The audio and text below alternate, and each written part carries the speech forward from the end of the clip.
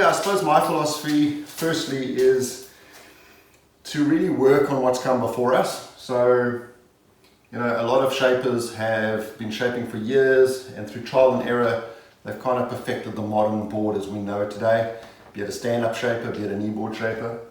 So the first part of my philosophy is very much to follow those principles. I think every kneeboarder, every surfer can walk into a store, pick up a board, and just look at the rails and the contours and know if something's going to work.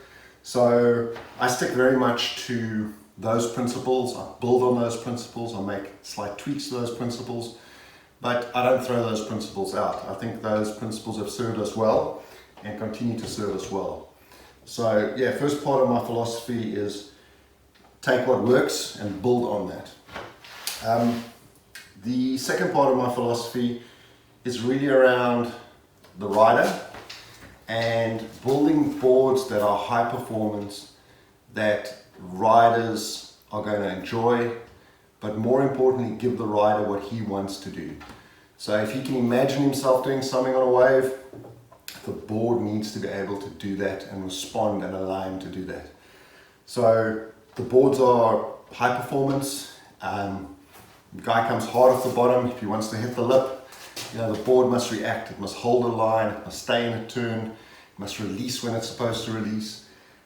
So very much when it comes to kneeboards, it's about giving the rider everything that he needs to absolutely rip on a wave. And I think that's a key part of it as well. The third part, and it's probably the part that's probably current at the moment, is all around materials. So in the past we've had traditional PU boards. They've served us very well. A lot of the kneeboarders that I know, even today, if you ask them what they're riding, they've typically got one board. It's a PU board and they ride that in 2 foot to 10 foot. Nothing changes. It's the same board. When it gets to 10 foot, they just hold on, or if they have time, they'll put in bigger fins. What I've kind of seen, and that the trend has been, especially in the stand-ups, is to have multiple boards for multiple different kinds of waves, and also to change the materials. So this in front of me is an EPS foam board with epoxy on it, glassed in epoxy. And these materials give us something new. They give us boards that are firstly lighter, they give a different flex pattern, they give a slight bit more buoyancy to the rider as well. And I'm finding that these kind of boards work very well in the smaller stuff. When waves get bigger and they chew, I typically go to a PU board like that one in the back, because the wave's got the power. The wave needs to be treated in a certain way where you harness that power. Well, I find with an EPS board, it's more about getting buoyancy, getting flotation in smaller waves, and getting a board that can really go from one section, work you across to another section so that you can hit it. And these boards work very well for that. They flex, they bend a little bit, they're light, they're buoyant, and they've definitely got a place in the smaller stuff.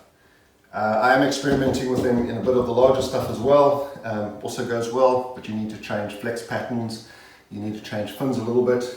This one's got carbon fiber in to just dampen the flex on the board. So I think one of the biggest areas for change is around the materials that we use. EPS is one material. You would have seen the likes of Firewire using wood, things like LFT Tech, which is a different kind of foam. And I think that's the biggest area of advancement in boards. It's going to be around the materials.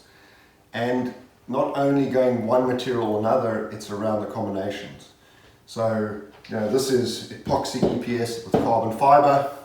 I've done boards which have got wood instead of carbon fiber. There's many variations, many different flex patterns you can get with that as well.